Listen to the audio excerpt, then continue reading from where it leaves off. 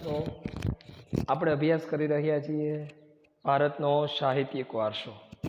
સાહિત્યિક વારસાની અંદર પહેલા ભાગની અંદર ઘણી બધી માહિતીઓ આપણે લીધી. હવે આપણે બીજા ભાગ તરફ જઈએ છીએ. 5મો પ્રશ્ન છે, ભારતનો સાહિત્યનો પરિચય સમજાવો. તો ભારતના સાહિત્ય ઘણા બધા છે જે આપણે આગળ હમણાં જ અભ્યાસ કર્યો. એની અંદર જુદી જુદી માહિતીઓ પણ આપણે લીધી હતી. તો એવી જ માહિતીઓ સાથે શરૂઆત કરીએ પાઠની કે ભારતનો ઋગ્વેદ, આ ઋગ્વેદ જે છે ને એ અતિ પ્રાચીન એટલે કે ખૂબ જ જૂનો ગ્રંથ છે, જે ખાસ કરીને 10 ભાગની અંદર વહેંચાયેલો છે, જેમાં 128 ઋચા અને મોટા ભાગની દેવોની સ્તુતિ છે. આપણે આ ભણી ચૂક્યા છીએ, એ જ વસ્તુ આવે છે. ઋગ્વેદ પછી સામવેદ, યજુર્વેદ ને અર્થવેદ આ પણ ગ્રંથો છે. એના પછી બ્રાહ્મણ ગ્રંથો રચાણા હતા અને એના પછી ઉપનિષદ પણ રચાણા હતા. વેદાંગ સાહિત્યમાંની અંદર કર્મકાંડ, મેં તમને વાત કરી હતી કે ભાઈ જન્મથી માંડીને મૃત્યુ સુધીની જે પણ ક્રિયાઓ આપણી થાય છે તેને કર્મકાંડ આપણે કહેશું.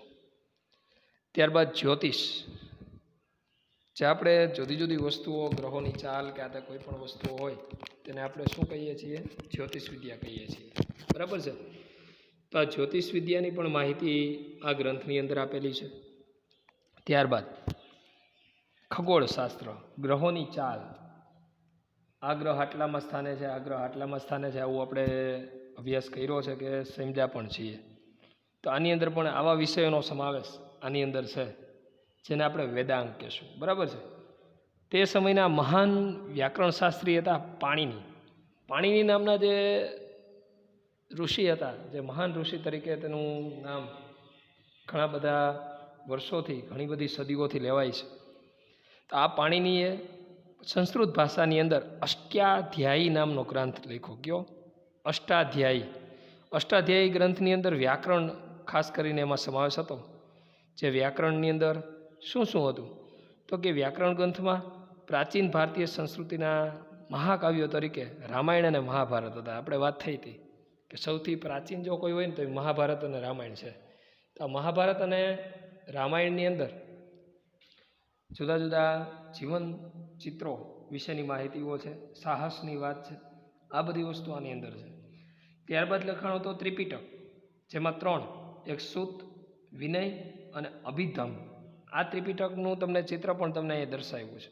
આ રીતે તે એક ખાસ પ્રકારના રચનામાં લખાયેલો છે.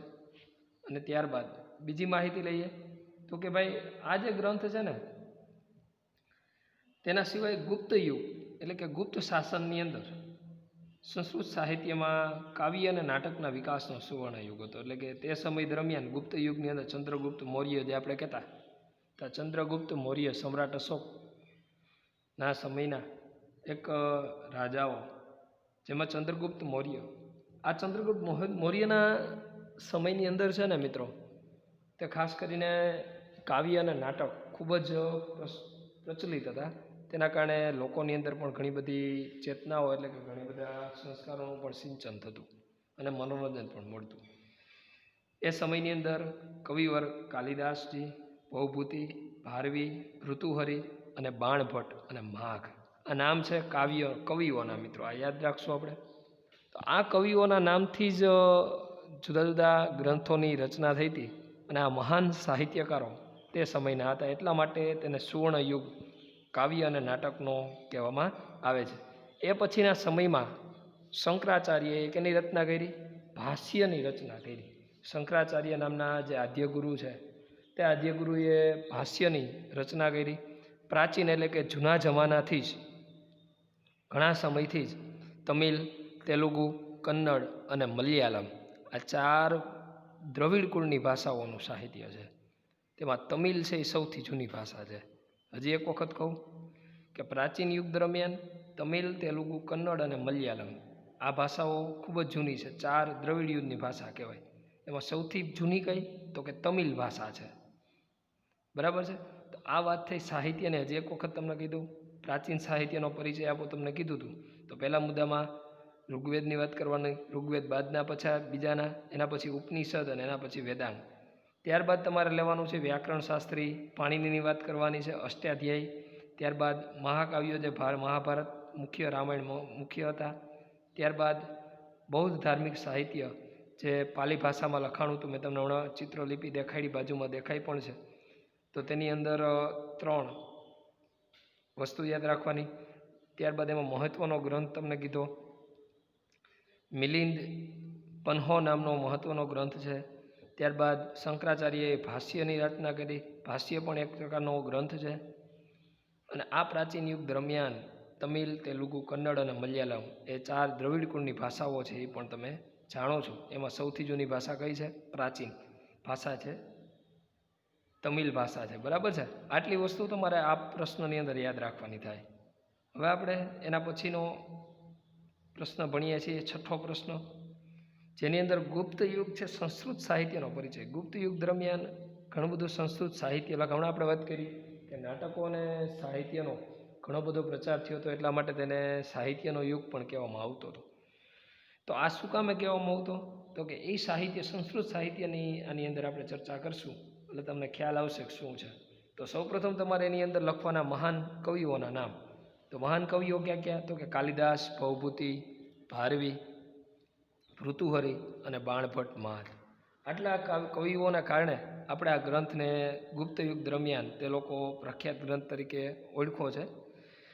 હવે એમાં મહાકવિ કાલિદાસે છે એ કાવ્ય કલા, પોતાની કાવ્યની શૈલી અને ઉત્કૃષ્ટ શૈલીને કારણે, એટલા જ માટે તેને મહાકવિ કહેવામાં આવતા. તેની પાસે ઘણી બધી શૈલીઓ હતી, તેના કારણે તે લોકોના હૃદય સમ્રાટ પણ હતા. તો આ કાવ્યકલા તેમજ ઉત્કૃષ્ટ શૈલીને કારણે વિશ્વની પ્રસિદ્ધિ, એટલે કે વિશ્વની અંદર ફેમસ એ લોકોમાં જે પણ કવિ કાલિદાસ છે તે થઈ ગયા. તેના કારણે વિશ્વ પ્રસિદ્ધિ, એટલે કે વિશ્વમાં તેને ઓળખ મળી. તેને અભિજ્ઞાન શાંકુતલમ, કુમાર સંભવ, રઘુવંશ, મેઘદૂત અને ઋતુસાહા નામની બેનમૂન, એટલે કે યુનિક કૃતિઓ લખી, જે કોઈ અત્યાર સુધીમાં લખવાનો પ્રયાસ કર્યો હોય પણ તેવી એના જેવી કોઈ વ્યક્તિઓ લખી શક્યા નથી. યાદ રાખશું, કવિ કાલિદાસ જે છે એ કાવ્યકલા માટે ખૂબ જ નિપુણ હતા. તેણે વિશ્વ પ્રસિદ્ધિ મળી છે, વિશ્વના લોકો તેને જાણે છે. શું કામે? તો કે અભિજ્ઞાન શાંકુતલમ, કુમાર સંભવ, રઘુવંશ, મેઘદૂત, ઋતુસંહાર નામની આ કૃતિઓના કારણે. આ સમયની અન્ય પ્રસિદ્ધ કૃતિઓમાં બાણભટ્ટ ચરિત, એટલે કે કવિ બાણભટ્ટે રચેલી, ચરિતનો મતલબ થશે રચેલી, હર્ષચરિત, કાદંબરી, આ 2. પછી ભવભૂતિ રચિત, એટલે કે કવિ ભવભૂતિએ, ઋષિ ભવભૂતિએ રચેલી ઉત્તર રામચરિત, ભારવીર ચરિત અને કિરાતા જુન્યમ, અને વિશાખા દત્ત નામના કવિએ રચેલી જે મુદ્રા રાક્ષસ અને શુદ્ર ચરિત અને મુચ કટિતકમ અને દંડી ચરિત અને 10 કુમાર ચરિત નામના સમાવેશ આની અંદર થાય. મિત્રો, આ નામ તમારે થોડાક પાકા કરવા પડશે, લખવા પડશે, ત્યારે તમે આ બધી વસ્તુઓ પાકી કરી શકશો. પહેલી વસ્તુ, તમારે એ કવિઓના નામ લેવાના છે. સુવર્ણયુગ શું કામે કહેવાનો? તો કે આ બધાને કારણે. ત્યારબાદ અભિજ્ઞાન જ્ઞાન શંકુતલમ, જે કુમાર સંભવ, રઘુવંશ, મેઘદૂત, ઋતુસાહા નામની કૃતિઓ લખી. ત્યાર સિવાય એના સિવાયના બાણભટ્ટે ઘણી બધી ઋષિઓએ લખી, ભવભૂતિએ લખી અને વિશાખા દત્ત ચરિત નામના ઋષિએ પણ ઘણી બધી કૃતિઓ લખી. એ કૃતિઓનું નામ તમારે આમાં લખવાની છે. ત્યારબાદ દંડી ઋષિએ પણ 10 કુમાર ચરિત નામના ગ્રંથની રચના કરી. આ બધી વસ્તુઓનું તમારે આની અંદર સંસ્કૃત સાહિત્યની અંદર લખવાનું થાય. આ નોંધ તમારે પાકી કરવાની થશે, આ નામ પાકા કરવાના થશે, તો તમે આની અંદર કંઈક સમજૂતી મેળવી શકશો. ત્યારબાદ રાજકીય પ્રસંગો. રાજકીય પ્રસંગોમાં બધાને ખબર છે. પ્રણય પ્રસંગોની અંદર મિત્રો તમને અહીંયા દેખાય અભિજ્ઞાન શાંકુતલમ, બરાબર, તેને આપણે કહીશું પ્રણય પ્રસંગો. પ્રણય પ્રસંગોમાં વ્યક્તિના રોજિંદા જીવનની અંદર તે પોતે પોતાના સ્નેહ પ્રગટ કરવા માટે જે પ્રક્રિયાઓ કરતા હોય તેને પ્રણય પ્રસંગો કહેવાય. રૂપકો, હાસ્ય પ્રસંગો, તત્વજ્ઞાન વગેરેનો આમાં સમાવેશ થાય. તમને મેઘદૂત, કુમાર સંભવ અને અભિજ્ઞાન શાંકુતલમ આ 3 ગ્રંથોનું મુખ ચિત્ર છે એ તમને દર્શાવ્યું છે કે આવા ચિત્રો દ્વારા તમે ખ્યાલ આવે કે આવા પ્રસંગો આની અંદર હશે. ત્યારબાદ આગળ વધીએ. ગુજરાતી ગદ્ય અને પદ્ય સાહિત્ય વિશે નોંધ લખો. ગુજરાતની અંદર પણ મિત્રો એ સમયની અંદર ઘણા બધા પ્રાચીન સંસ્કૃતિઓના ખૂબ જ નામ લઈ શકાય તેવા નામ છે કે જેની અંદર ગદ્ય પદ્ય સાહિત્ય વિશે જુદી જુદી માહિતીઓ આપેલી છે. તેમાં પ્રાચીન યુગથી જૂની ગુજરાતી ભાષામાં પદ્ય સાહિત્ય રચાતું હતું.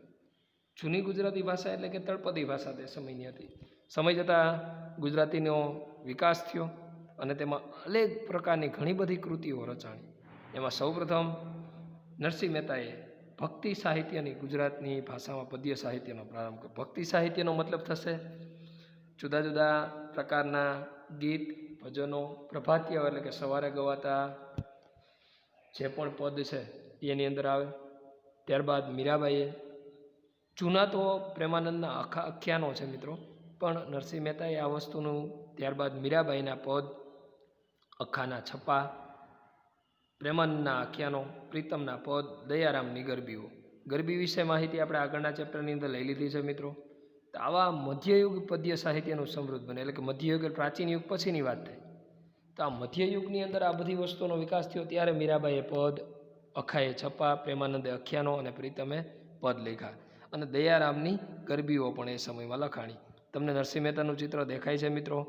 ત્યારબાદ અર્વાચીન યુગમાં ઉમાશંકર જોશી, એટલે કે આધુનિક યુગ જેને કહેવાય, જેની અંદર ઉમાશંકર જોશીનું નામ ખૂબ જ સારું જાણીતું નામ છે, નનાલાલ, ત્યારબાદ સુંદરમ વગેરે પદ્ય સાહિત્ય.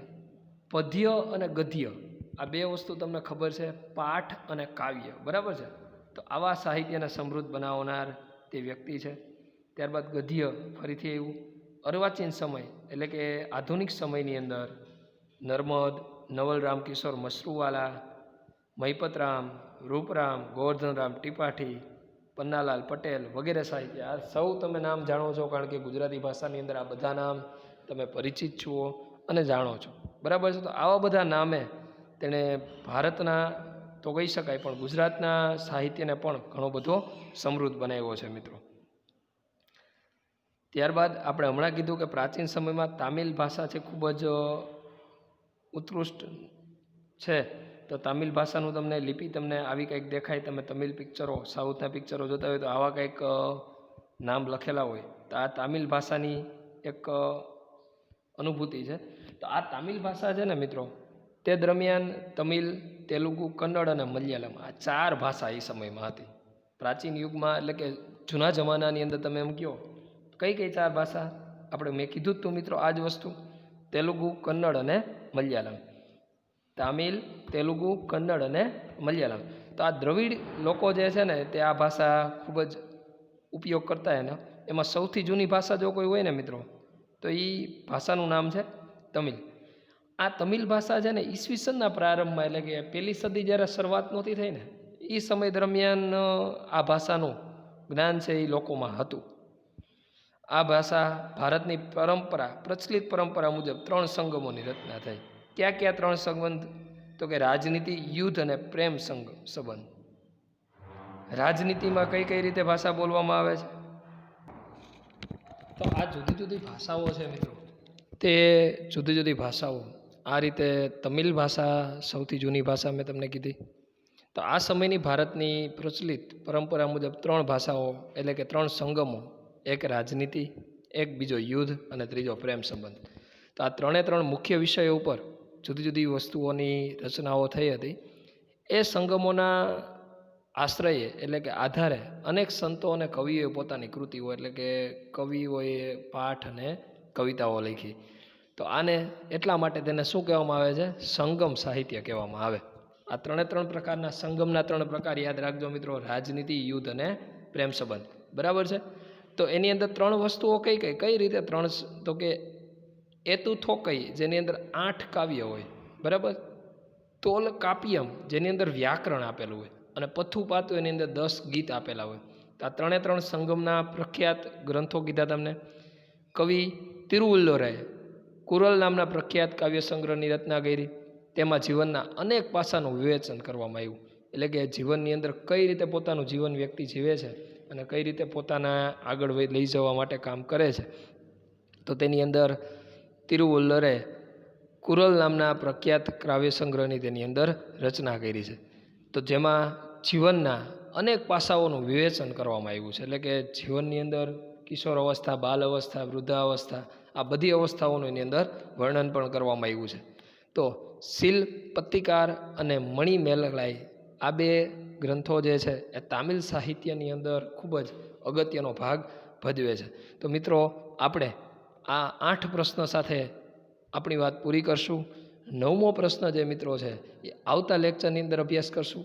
મિત્રો જો તમને વિડીયો સારો લાગ્યો હોય તો તમે ચેનલને સબસ્ક્રાઈબ પણ કરો અને લાઈક પણ કરજો. આભાર મિત્રો.